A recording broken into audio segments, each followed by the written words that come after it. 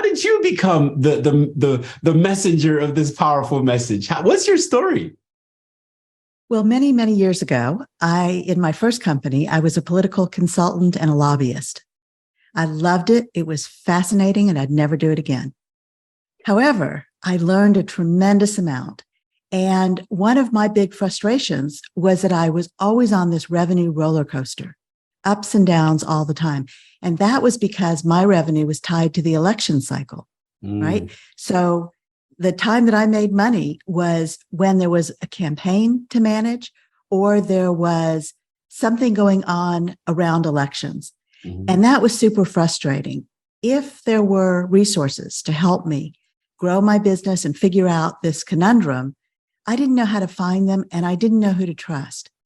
So that motivated me to want to be that resource for other women business owners. What ended up happening is I added the lobbying to my business services because lobbying is year round.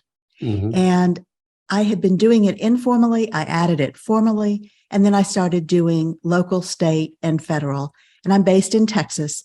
So I would commute to our state capital and lobby. And that would even out my revenue.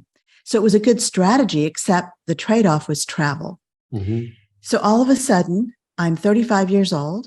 I have 3 little kids at home, a thriving business, and a surprise divorce.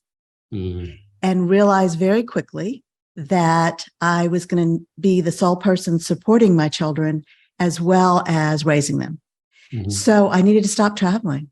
And I ended up taking a job after having my business for about 8 years. I closed my business, and I have to tell you, I really grieved. I was grieving over my family, my marriage, my business, my ideals. It was really a terrible time for me.